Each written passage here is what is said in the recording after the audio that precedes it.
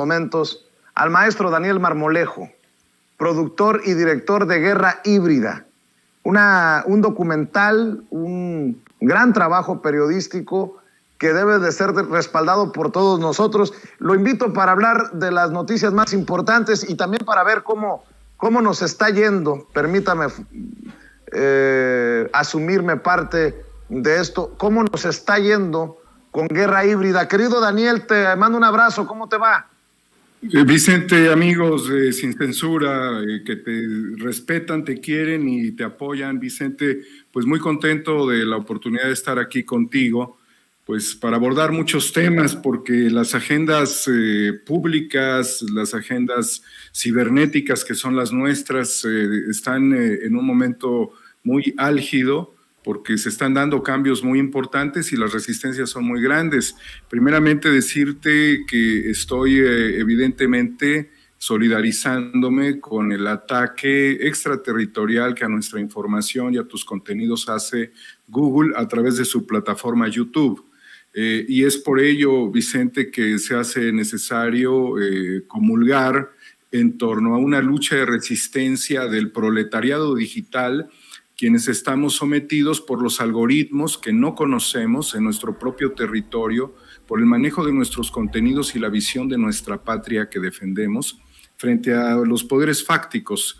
Y es por ello, Vicente, que pues evidentemente se ocultan los contenidos, se cancelan los canales, se bloquean los ascensos. Por ejemplo, Guerra Híbrida, YouTube lo acaba de poner en un tope. Sí, a pesar de ese impulso maravilloso que en este momento sería viral, en más de 50,000 vistas lo limita, lo cual significa también pues muchísimas horas, algunos millones de horas de visualización, que esto es importante, y además de ello el ánimo de la gente que ha estado muy arriba dentro del análisis reflexivo de esta importante serie documental, que cuesta mucho trabajo, que cuesta mucho esfuerzo realizar, pero que ellos lo limitan porque, ¿por qué sucede esto, Vicente? Porque tienen un convenio, un acuerdo con las grandes corporaciones mediáticas, esas que desde el tiempo de Bill Clinton se constituyeron en el Global Information Infrastructure, ya lo dije mejor que Peña Nieto, en donde estaríamos sometidos todos nosotros, los que estamos buscando la comunicación real y alternativa, porque el consenso es un consenso neoliberal, y ahora ante la prevalencia que tienen las plataformas digitales de integración, de streaming, como particularmente lo es YouTube, naturalmente le están pagando $1,000 millones a estos corporativos que han sufrido también la pérdida de audiencia. Ya no digamos la estupidez de producción que tienen y lo añejo y poco importante, intrascendente, y al mismo tiempo las mentiras que promueven, sino que los están rescatando en cierta manera, pero es muy sencillo de entender. Si tú compras ahora un dispositivo que traen un asistente de voz, como estos que se venden en muchas tiendas comerciales, y le pides que te dé las noticias, no te va a dar en ninguna ocasión las de Sin Censura. Te va a dar las de Televisa, te va a dar las de Google, te va a dar las de Milenio. Es de esta manera como vienen argumentando y estructurando su bloque de defensa contra la libertad de expresión. De ahí mi solidaridad contigo, Vicente, por la cancelación o el bloqueo de tus canales. Espero que sea temporal. Espero que sea temporal. Hoy creo que recuperamos Sin Censura Media, falta recuperar Sin Censura TV, pero la gente también tiene que entender que esto de los algoritmos y de la inteligencia artificial, mi querido Daniel, no es de, ya recuperé mis canales y todo va a seguir como estaba. O sea, quedan afectados los tráficos. Y fíjate que se abre desde hace unos días aquí en Sin Censura un debate muy interesante, que es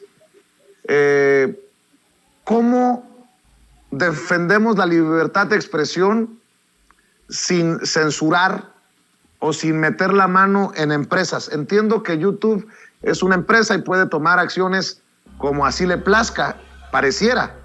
Pero creo que es interesante hablar también de ¿Qué papel va a jugar el Estado mexicano para garantizar la libertad de expresión y evitar casos de censura como estos que yo he llamado la nueva censura? Te tumban el canal, después se restablece, aceptan o no aceptan tu apelación, pero ya queda lastimado. Y en el caso de los verificadores independientes, yo sigo insistiendo, ¿quién verifica al verificador? Ahora resulta que en Facebook estamos flagueados, estamos señalados como promotores de fake news, cuando aquí hemos exhibido a la gente de Animal Político, cuando aquí hemos exhibido a verificadores independientes como Rafael Cabrera, a la gente de AP, pues que no son muy independientes, que digamos, Daniel. Creo que es un debate amplio, nada fácil, pero que debe de ser transparente hacia las audiencias que son protagonistas en esta realidad. Fundamental la reflexión sobre tu planteamiento, querido Vicente, porque si tú haces un Tren Maya para que sea dominado por las empresas españolas de turismo, si tú haces un corredor interoceánico para que sea dominado por Amazon, si tú haces infraestructura para que no haya participación nacional, es lo mismo que si le llevas el internet a todos para que sigan escuchando a Televisa, ¿no? O para que siga llegando Milenio, u otros actores que además son los que tienen comprada la taquilla de YouTube, la taquilla de Google.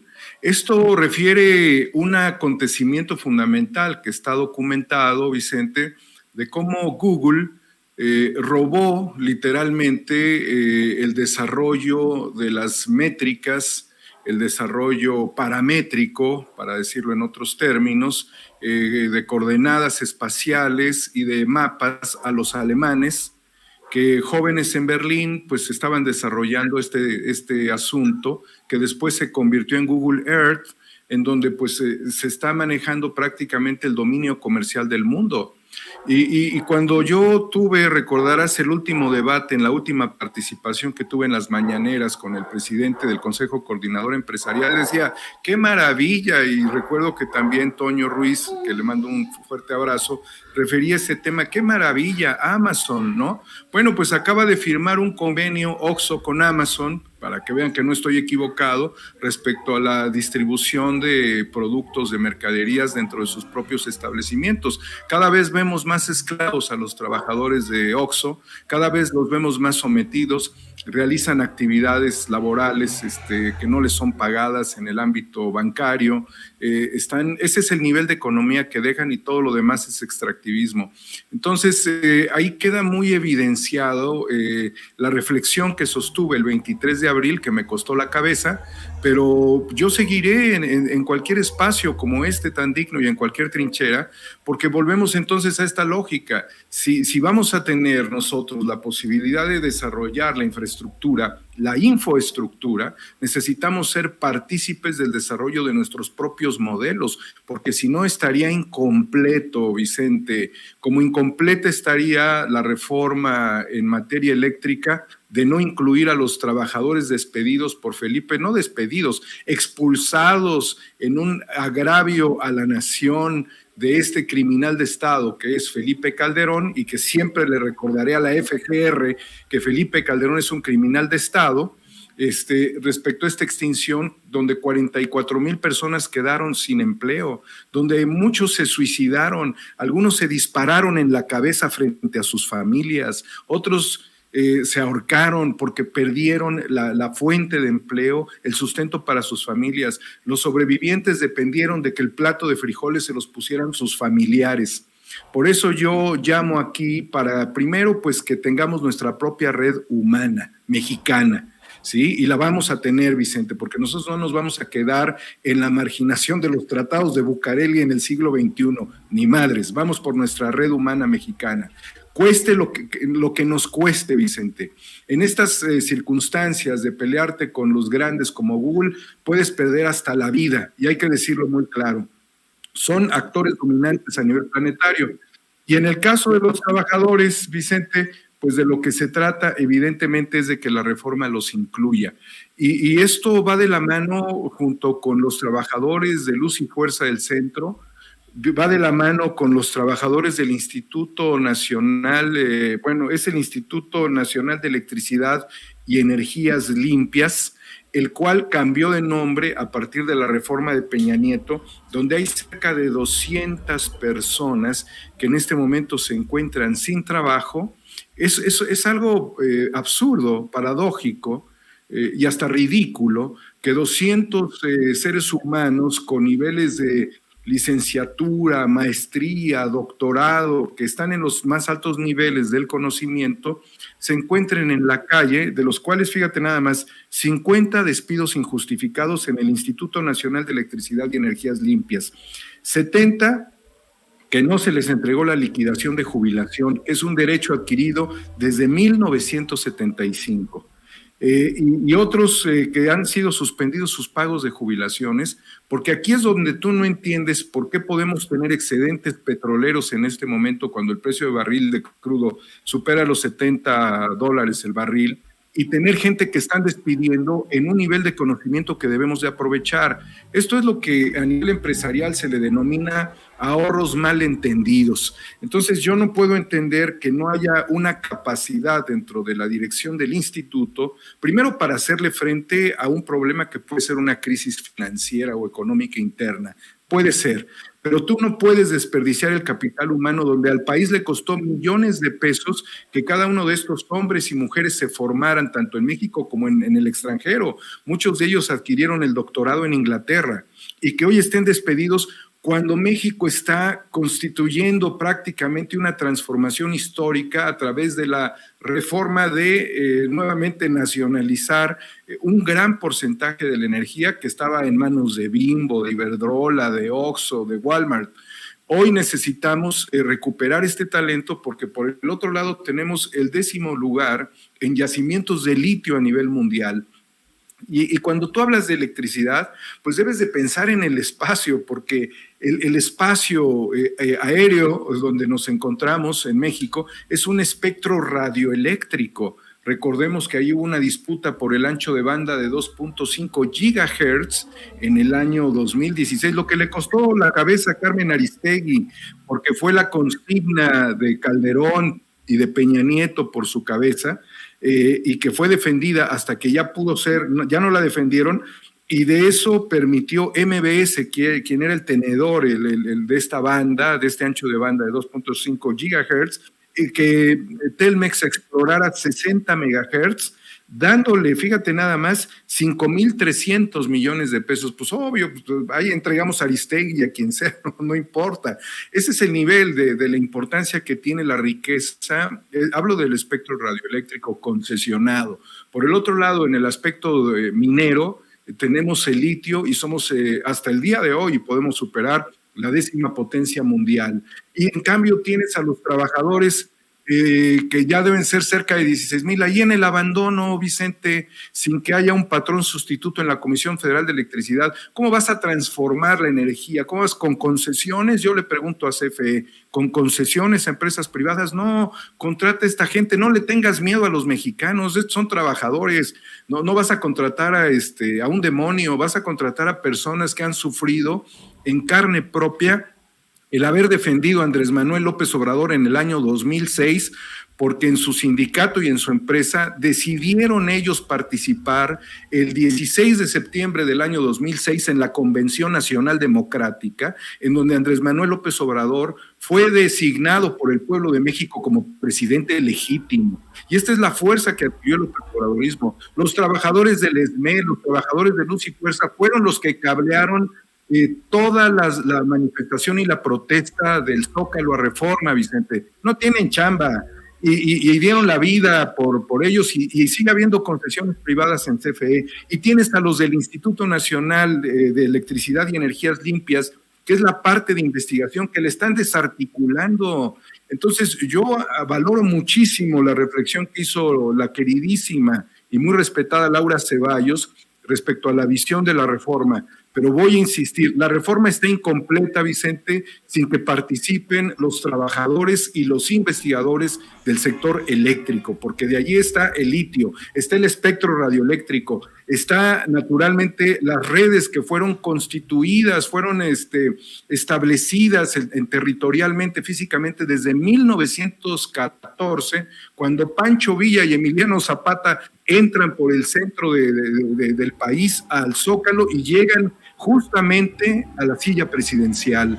Entonces, esta lucha histórica no la dejemos a medias, porque yo puedo suponer, Vicente, es mi atrevimiento, esto yo lo asumo a nivel personal y crítico, que si no se toman estas decisiones a nivel presidencial, en un gobierno posterior no va a haber garantías, van a estar con menos garantías. Es la oportunidad de Andrés Manuel López Obrador de hacer historia con los trabajadores y que no pase, Vicente, lo que está pasando, por ejemplo, en el caso de España, y que se planteaba con un 300% en el 2021 de incremento en las tarifas eléctricas. Necesitamos a nuestros trabajadores y necesitamos nuestra red humana mexicana, Vicente, porque ya estamos hartos de que Google y YouTube nos cancelen, nos corten, nos limiten, nos censuren, nos agobien y encima hasta se queden con el dinero que ahí tenemos guardado. ¿Cómo te está yendo con Guerra Híbrida, por cierto, Daniel? Bueno, primero, gracias, Vicente, porque me la aventé larga, pero tenía que ser así. Yo le pido una disculpa al auditorio, pero es que estoy hablando por los trabajadores. Con Guerra Híbrida vamos bien, porque es un despertar de las conciencias, Vicente, pero estamos bloqueados por YouTube. O sea, a YouTube no le conviene que este pensamiento fluya, porque estamos criticando el modelo presidencial extractivista heredado de generación en generación y le damos unos madrazos ahí durísimos a Ricardo Salinas Pliego. Pues evidentemente ellos, que son parte de los consorcios mediáticos vinculados con Google, pues no les va a interesar, que nos van a pagar, y nos están apagando y nos quieren eliminar. Por eso vamos bien, pero nos hace falta mucho, Vicente. Pues hay que seguir apoyando todos los capítulos, desde el primero hasta el quinto en Cuarta República, 4A República, que es el canal de Daniel Marmolejo.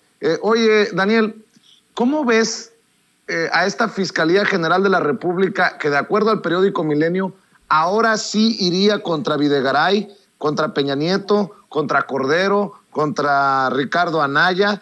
De lo que hemos leído en el periódico Milenio hoy, pues en la Fiscalía General de la República tal vez ya entendieron que tienen que ponerse las pilas, ojalá, por el caso de Odebrecht, y buscarían imputar el delito de delincuencia organizada al expresidente Enrique Peña Nieto y a 16 actores políticos más. Te mencionaba algunos, entre ellos también hay que incluir a Francisco García Cabeza de Vaca, a David Penchina. ¿Será que sí? ¿Sí se animan? Mira, Vicente, incluso en Francia, por corrupción, ha sido procesado de alguna manera, aunque con una cuestión domiciliaria, el presidente Sarkozy de Francia. Yo no sé qué está esperando el fiscal para no hacernos franceses. Yo no sé qué está esperando el fiscal para no haber actuado como Bolivia con el golpe de Estado de Yanín Áñez. Yo no sé qué está esperando el gobierno de México para no aprender la lección de Perú, con todos los asegúnes de estos países respecto al tema de todos estos fracasos que se han generado a través de acciones de guerra híbrida, acciones ilegales. Yo no sé qué estamos esperando para no haber hecho aquí con Salinas lo que hicieron con Fujimori en Perú, encarcelarlo. Yo no sé qué están esperando, porque no vemos ni la Fiscalía reformada, ni vemos las acciones determinantes. Lo he dicho aquí de manera reiterada, Vicente, y me da pena volverlo a repetir, pero es la realidad. Si no se le cobra, si no se hace un ajuste histórico de las deudas que tiene con la patria un criminal de Estado, que acabo de mencionar con la extinción de Luz y Fuerza, para darle a Iberdrola, para después de hacer de la base trabajadora mexicana, sujetos criticados por estos mismos pinches medios de comunicación como delincuentes, para este criminal de Estado darle las concesiones a los españoles. ¿sí? Si no entramos ya en estas lógicas de cómo operaron con Odebrecht, si no entramos realmente en una dinámica, ¿para qué chingada madre te sirve Lozoya? Para vivir un circo de 2, 3 años, Vicente. Ya es el momento en el que la Fiscalía se ponga los pantalones y le demuestre a México que verdaderamente aquí se puede hacer justicia, carajo. ¡Ya! Ya, justicia ya, mi querido Daniel Marmolejo. Y ya que estamos hablando de estos temas trascendentales, ¿cómo ves la visita de John Kerry? Estaba viendo que Marcelo Ebrard ya se ha reunido con el enviado del gobierno de Joe Biden contra el cambio climático, el ex candidato a la presidencia de Estados Unidos y senador John Kerry. Dice Marcelo Ebrard: recibí a John Kerry, enviado especial del presidente Biden para acción climática, sostendrá reunión con el presidente López Obrador en Palenque y conocerá el programa Sembrando Vida. Y ante esto, pues es importante, creo yo, analizar el impacto que podría tener el interés del gobierno de Joe Biden en los programas emblemáticos de la Cuarta Transformación del presidente Andrés Manuel López Obrador. El enviado presidencial especial para el cambio climático de la Casa Blanca, John Kerry, estará en Palenque, Chiapas. Hoy, el Departamento de Estado de Estados Unidos informó que también visitará Londres, Reino Unido. Mañana se reunirá con el presidente López Obrador y su agenda incluye juntas con sus homólogos gubernamentales y líderes del sector privado en los esfuerzos para abordar la crisis climática. La visita forma parte de los trabajos para reforzar la diplomacia climática bilateral y multilateral de Estados Unidos antes de la conferencia de la ONU sobre el cambio climático de 2021, que se celebrará el 31 de octubre al 12 de noviembre en el Reino Unido. El portavoz de Estado, del Departamento de Estado de Estados Unidos, Ned Price, anunció que el gobierno de Joe Biden dará una ayuda adicional de $20 millones a México y Centroamérica para responder a las necesidades urgentes de los cerca de 700,000 demandantes de asilo, refugiados y migrantes vulnerables en estos países. ¿Por qué menciono estos dos temas? Porque el presidente ha manejado la expansión de estos programas como Sembrando Vida y como Jóvenes Construyendo el Futuro para ir a la raíz del fenómeno migratorio en Centroamérica. ¿Cómo entiendes tú este interés mostrado por Joe Biden, que envía a su experto en cambio climático para conocer los detalles de Sembrando Vida, Daniel? Muy bien, Vicente. Yo creo que no va a ser una sorpresa para Estados Unidos lo que México está haciendo en virtud de lo que hizo el presidente Roosevelt con el New Deal. O sea, lo que van a encontrar es la versión siglo XXI de un New Deal orientado al campo de la recuperación de la naturaleza, querido Vicente. En ese sentido, pues hay una gran fuerza de México que se transfiere a Centroamérica, Vicente. Esa es la parte fundamental. Nosotros vamos a darle a los centroamericanos también el apoyo. Desde aquí le mando un saludo al doctor Ricardo Cantú, que es embajador de México en El Salvador, amigo mío de hace, 30 años que somos amigos, un digno ejemplo de un luchador social, histórico, un hombre de izquierda. Es muy importante que esto se pueda transferir, sobre todo en la circunstancia en la que nos encontramos. Pero ojo, Vicente, ojo, es tan importante que se atienda y se verifique por parte de Estados Unidos, o más que verificar, porque ellos no tienen por qué verificar, valorar, apreciar el esfuerzo de México.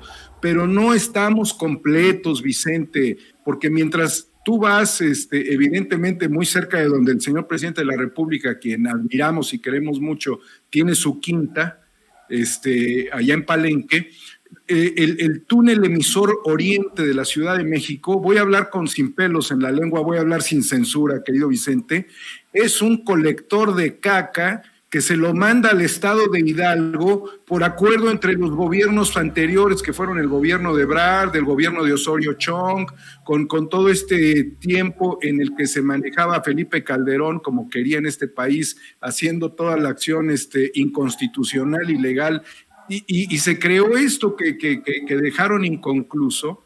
pero que hizo que estemos depredando la región de los toltecas. Fíjate nada más qué gravedad lo que te voy a decir, para que veas, Vicente, que no todo es color de rosa en México. Y por eso es importante hacer los mejores y precisos señalamientos con elementos de valor y en la mano.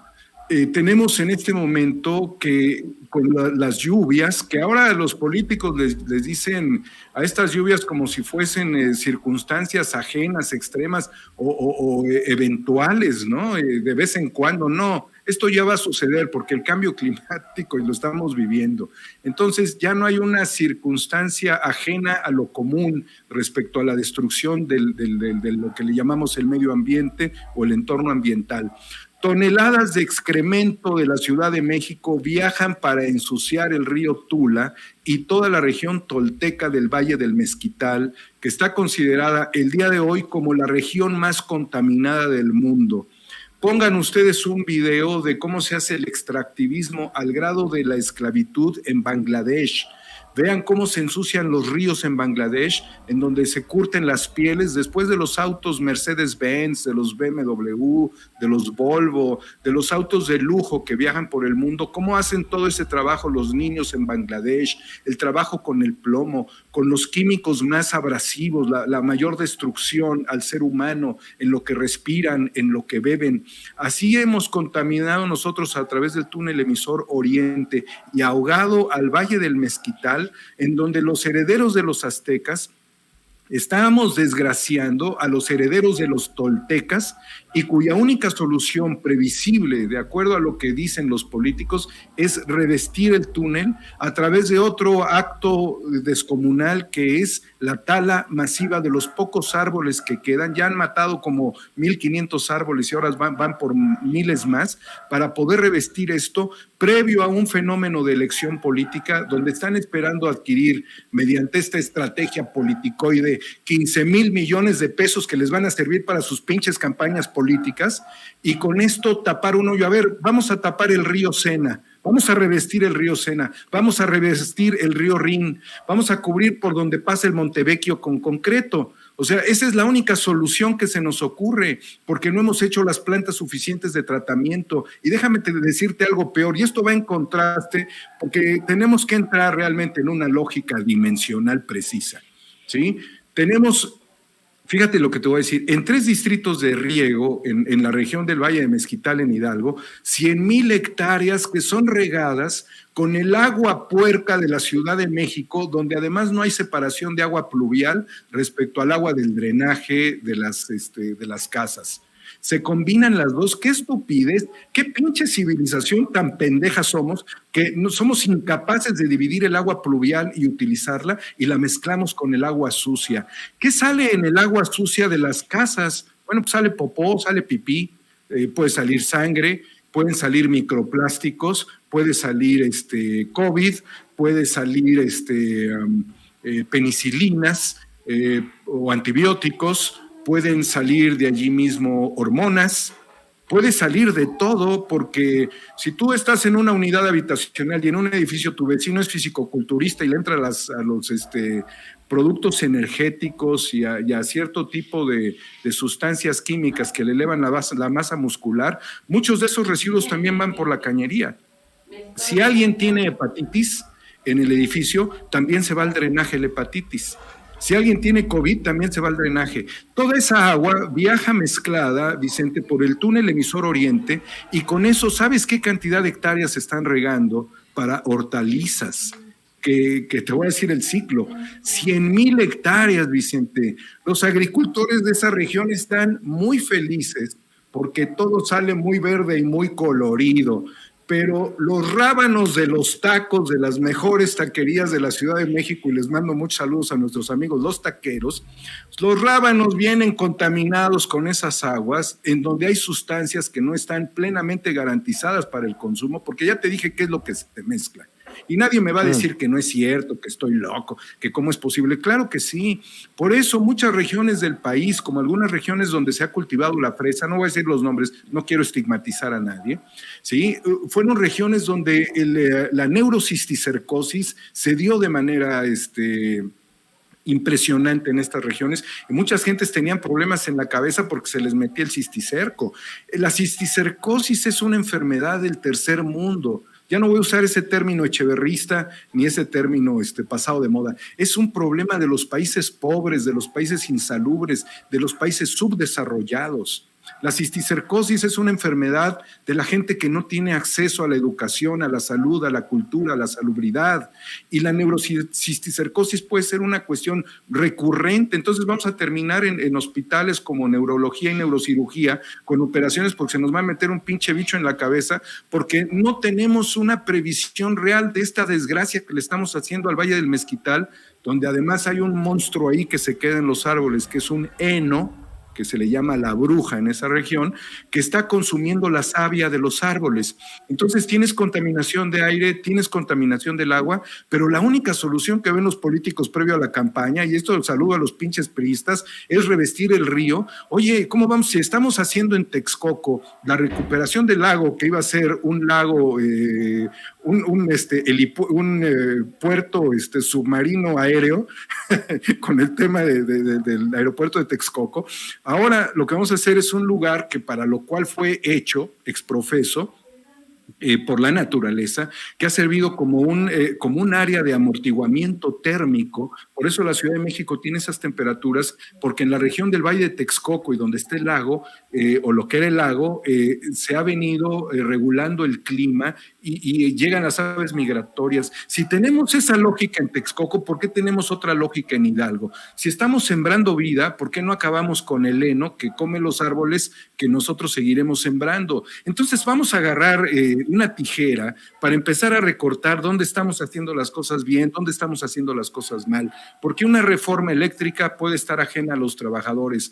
¿Por qué en Palenque y por qué no vamos a analizar lo que estamos haciendo? Pues se murieron 17 personas en el Instituto Mexicano del Seguro Social, en el hospital del IMSS, ahí en Tula. Las escuelas se ahogaron. ¿Qué les vamos a dejar a los niños de Tlahuelilpan después de la explosión, desbordamiento de ríos, o un río tapado cuando sus antepasados, los toltecas, decidieron establecerse allí porque era el ámbito de la naturaleza, el ámbito de la agricultura que daba la posibilidad de dar la fuerza de la civilización? Estamos mal, querido Vicente, y este es un llamado con mucho respeto a las autoridades de la Ciudad de México, a las autoridades de Hidalgo, a las autoridades federales de Conagua, de CONAFOR, a todas las autoridades del país, desde luego a la Secretaría de Salud, porque cuando se ahogaron con la caca de la ciudad, lo que hicieron fue repartir la caca de la ciudad por todos lados, y esto, pues imagínate la hepatitis, los daños a la salud pública, lo que la gente de ese lugar está respirando.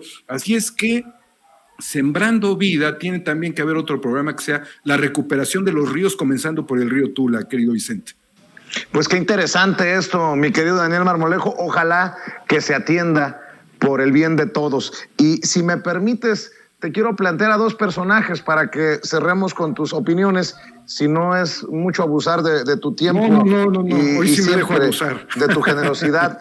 Hoy el presidente Andrés Manuel López Obrador le puso una tunda, hay que ser sinceros, le puso una tunda políticamente hablando a Diego Fernández de Ceballos, su acérrimo rival político, y lo exhibe como lo que es Diego Fernández de Ceballos, como un mafioso de los privilegios, y también lo exhibe por sus tweets llenos de odio, hablando de caca, pestilentes precisamente sus tweets, mi querido Daniel Marmolejo.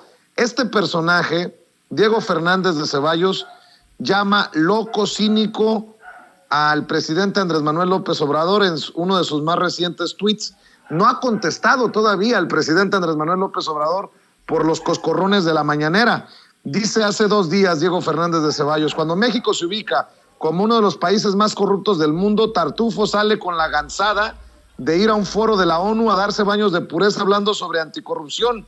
Loco, cínico, todo junto, qué poca vergüenza. Y luego escribe hace 3 días, y a este tuit es al que se refiere el presidente Andrés Manuel López Obrador: solo los imbéciles y resentidos pueden decir que los mexicanos fuimos conquistados, porque sin los espermas europeos de hace 500 años no habrían nacido. Tartufo además desciende de un abuelo español, y a eso súmale que hace 4 días Diego Fernández de Ceballos escribió, llama promiscuos, ya ves que a la alianza putrefacta PRIAN-RD y a Claudio X González y Gustavo de Hoyos, a eso le llamó promiscuidad política el presidente Andrés Manuel López Obrador, y se puso el guarache Diego Fernández de Ceballos escribiendo, llama promiscuos a sus opositores el que ha creado la promiscuidad más pestilente en nuestra historia, recibiendo las excrescencias llegadas de todas partes. Así es de cínico el divino Tartufo. ¿Qué opinión te merece todo esto, Daniel Marmolejo? Pues mira, el personaje medieval que representa a Diego Fernández de Ceballos, un tipo nefasto para este país, que además le pedaleó la bicicleta a Zedillo. Recordarás que pudo ser presidente de la República, digamos que tenía más capacidades, cuando menos discursivas y en cierto nivel, que Fox, dentro de la élite del panismo. Sí, pero le pedaleó la bicicleta con el interés crematístico, el del dinero.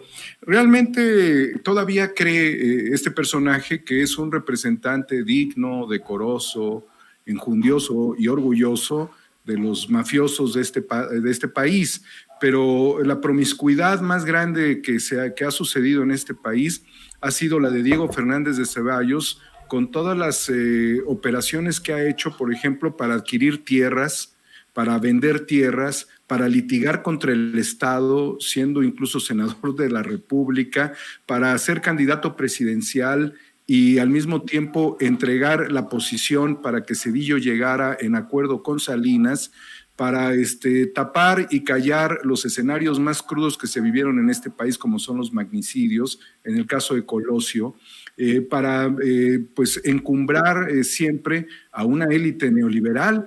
Entonces, yo creo que el presidente tiene mucha razón cuando habla de todo este engendro endemoniado de gremlins. O sea, es un gremlin con barba este cabrón. Justamente son ellos los que se unen en cofradía para tratar de proteger siempre los intereses de Claudio X González. Hablábamos de los ríos, el río Querétaro, Vicente, destruido por Kimberly, contaminado por la Kimberly de Claudio X González. Entonces, entre ellos solamente se pueden ver y entender. Y la verdad es de que lo que puede hacer Diego solamente es en la franja de Milenio, es en la franja de Reforma, es en la franja de Televisa, es en esa franja, pero que no ha dejado tampoco de tener privilegios, porque finalmente son los que, a pesar de la enorme reducción de apoyos, no de apoyos, sino de contrataciones por publicidad que hace el gobierno de la República, se la sigue dando a ellos, que además traen estos intereses muy turbios. Diego Fernández ha sido un traficante de influencias desde el Estado. Vergüenza le debería de dar de todos los litigios que hizo en contra de esta nación, querido Vicente. Pero bueno, sabemos para qué sirven estos personajes, ¿no? Hasta el último día de sus vidas, genio y figura. O sea, él es quien es, nunca va a cambiar, forma parte de una retórica que en cierta medida es intrascendente, no tiene llegada con los jóvenes, no tiene llegada con la gente consciente. Diego Fernández está más cerca del fin de su actitud depredadora, por un lado, y por el otro, de la excelsitud gallarda, de la, del orgullo de un sujeto lleno de vanidades, que quisiera pasar, no sé, como un personaje medieval españolizado, pero en realidad no le ha servido. Diego, hagamos ya una conclusión, Vicente. ¿Para qué ha servido Diego en este país? Para quemar boletas electorales. Que chinga su madre. Ya lo dije todo. Bueno, y cerremos precisamente hablando de, esta es la sombra, vamos a hablar de la luz, de Santiago Nieto. Creo que sus declaraciones a las que me voy a referir son relevantes, importantes. Cuando tú tienes el proyecto de guerra híbrida, seguramente te habrás encontrado con mucho de esto, si me permites, Daniel. El crimen no cesará si no acaba la corrupción en la política, dice Santiago Nieto.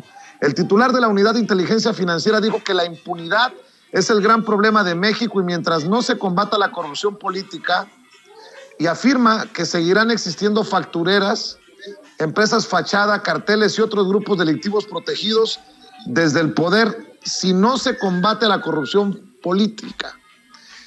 Reconoció que existen grupos con vínculos políticos y empresariales que forman parte de la corrupción, como ocurrió con el abogado Juan Collado y sus nexos con el PRI. Y cito: la impunidad en todos los casos, desde feminicidios hasta alta corrupción, es el gran problema de este país. Mientras no llevemos a los responsables a los tribunales, los modus operandi de las organizaciones delincuenciales van a seguir funcionando, señaló. Y cito: finalmente a estos grupos se les tiene que atacar por varios flancos. Primero, hay que acabar con el sicariato, pero si no se combate la corrupción política, que es la que protege a las empresas, a los factureros, a los cárteles, no se va a llegar a ningún lugar, mi querido Daniel Marmolejo. Me manifiesto, querido Vicente. Primero me manifiesto porque debo decirlo de esta forma. Yo acudí a muchas graduaciones de parientes míos, primos y demás que estudiaron Derecho y de otros amigos. Cuando terminaba la graduación, los estudiantes ya con 3 copas encima, porque pues, es permitido naturalmente después de tanto estudiar, festejar, lanzaban una porra en el medio de los salones de fiestas que era: robo, fraude y cohecho, arriba los de Derecho. Esto por Diego Fernández de Ceballos, que le queda muy bien. Robo, fraude y cohecho, arriba los de Derecho. Esa era la frase que decían ellos, como si fuese un orgullo adquirir una licenciatura para poder transar, para poder robar. Entonces, esto se volvió institucional. Yo tuve la oportunidad de compartir hace pocas semanas con el doctor Santiago Nieto. Él, te lo digo aquí categóricamente, Vicente, Santiago Nieto es el abogado de la nación. Santiago Nieto es el abogado de la nación y no es fiscal de la nación, ¿eh? Pero él es el abogado de la nación y no es consejero jurídico de la presidencia. Santiago Nieto es el abogado de la nación porque está haciendo todo por la nación desde el terreno legal hasta donde los ámbitos de la justicia le permiten. Y los límites, pues obviamente no lo dejan actuar más dentro del marco que lo regula. Él es el abogado de la nación. Santiago Nieto es un hombre de una sola pieza.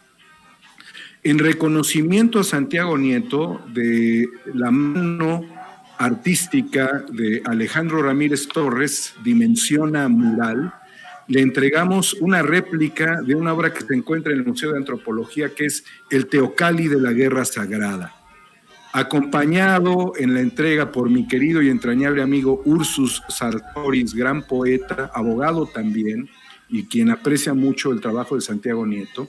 Leímos un texto en donde se señala y se define la obra como un torrente de agua y un torrente de fuego que se cruzan en una conjunción de fuerzas dentro de una guerra sagrada. Sin que esto sea una yihad, porque no estamos en un aspecto teocrático, sino en una visión de Estado republicano, pero sin el argumento teocrático, para la nación esta es una guerra sagrada. Y así lo refirió mi querido amigo Ursus. Dijo, porque es una guerra sagrada, ¿no? La patria nos consagra en su constitución, ¿sí? En sus himnos, en su bandera, en sus símbolos, en su ejército, en sus instituciones, en su educación, en su tradición y en su cultura, a que debemos de luchar por la patria y a defenderla de los enemigos. En ese sentido, él se encuentra en el centro de una guerra sagrada. Desde aquí dije que me iba a manifestar. Yo no tengo ninguna reserva en hacerlo, aunque no es no significa nada lo que digo en términos prácticos de acuerdo con un país, pero caigo en el sentimiento de muchos de que él tendría mi voto como presidente de la República. Lo dejo aquí inscrito. Él tendría mi voto como presidente de la República. No es un hombre de partido, es un hombre de la patria. Algo que me gustó mucho, Vicente, para abordar tu cuestionamiento, es que en Guerra Híbrida él comienza por hacer un análisis histórico y no tiene problema de señalar la visión del Che, no tiene el problema de manejar la visión filosófica de que nada de lo humano me es ajeno, y que el sentimiento que tiene y el repudio que tiene contra la violencia, contra la impunidad, contra la ruptura del Estado de Derecho, ¿sí? Lo manifestó desde un principio en Guerra Híbrida 5.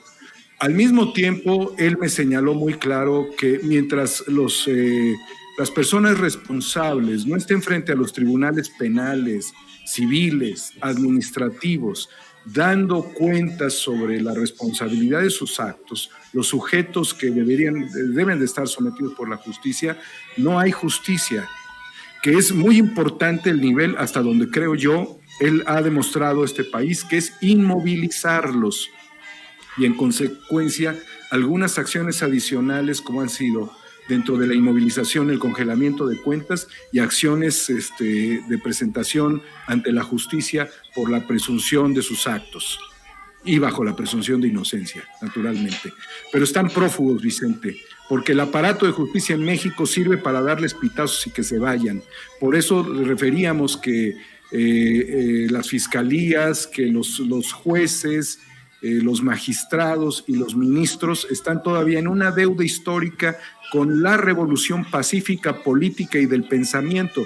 3 conceptos referidos por Andrés Manuel López Obrador cuando se mantenían las protestas, apoyados por todo el pueblo de México, por los trabajadores electricistas, por los trabajadores petroleros que veían ya encima el agobio de las privatizaciones, por las enfermeras, por los médicos, por los maestros, por la gente consciente de este país.